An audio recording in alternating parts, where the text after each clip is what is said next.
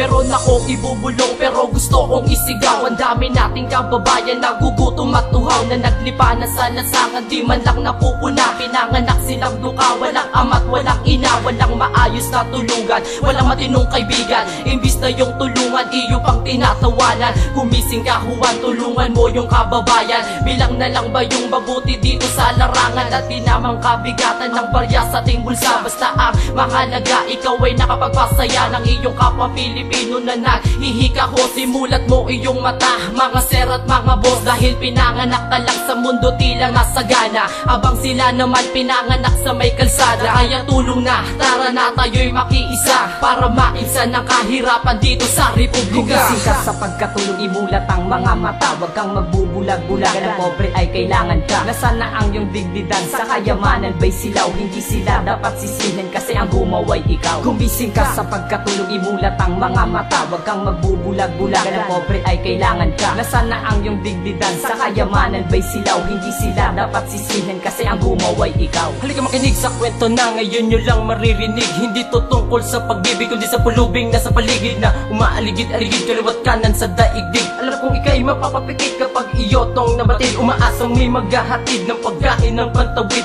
Gutom upang malamnan ang sikmurang nananakit, tanging ang gilid ng kalsada ang tinutulugang sahig. Walang permanenteng tahanan kung saan lang pwedeng umigli. Di alintana kung mainit o malamig, at sa nagbabantang panganib ang mga katawang manhid na sa sakit na imposibleng hindi kumapit. Suot ang mga damit pinagkakasya kahit na punit-punit, at kahit pa nanlilimahid wala nang palit-palit. Sa makatawid ang buhay nila di tutuka kundi kakahig. Ito kapaitan lagay ng pobre kapit sa pataling, kahit buhay maging kapalit. Alam mo ba na daipa nilang presong nasa bilibid. Gumising ka sa pagkatulong, imulat ang mga mata, wag kang magbubulag-bulagan, ang pobre ay kailangan ka. Nasaan na ang iyong digdigan, sa kayamanan ba'y silaw? Hindi sila dapat sisihin kasi ang gumawa'y ikaw. Gumising ka sa pagkatulong, imulat ang mga mata, wag kang magbubulag-bulagan, ang pobre ay kailangan ka. Nasaan na ang iyong digdigan, sa kayamanan ba'y silaw? Hindi sila dapat sisihin kasi ang gumawa'y ikaw. Di mawawala ang hirap at sarap, isang kayot, isang tuka.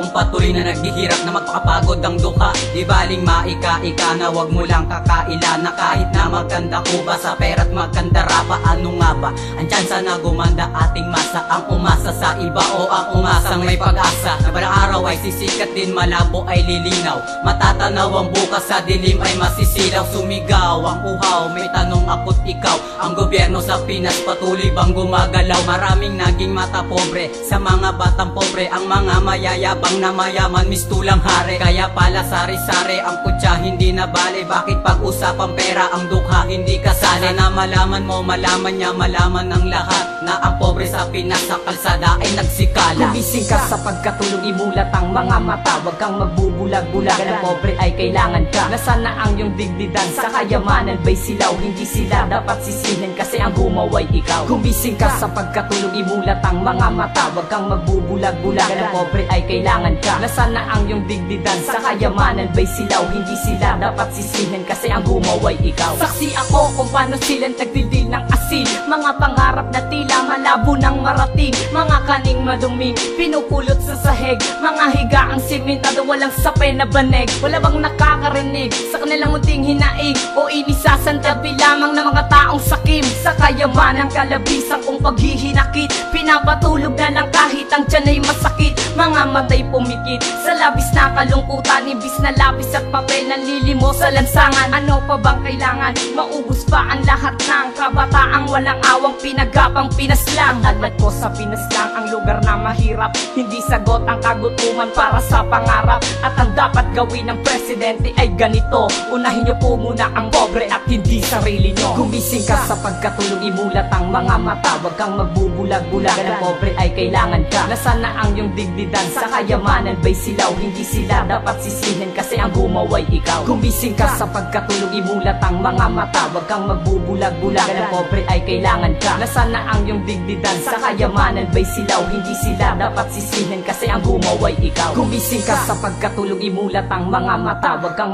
magbubulag-bulagan, ang pobre ay kailangan ka. Nasaan na ang iyong digdigan, sa kayamanan ba'y silaw? Hindi sila dapat sisihin kasi ang gumawa'y ikaw. Gumising ka sa pagkatulong, imulat ang mga mata, wag kang magbubulag-bulagan, ang pobre ay kailangan ka. Nasaan na ang iyong digdigan, sa kayamanan ba'y silaw? Hindi sila dapat sisihin kasi ang gumawa'y ikaw.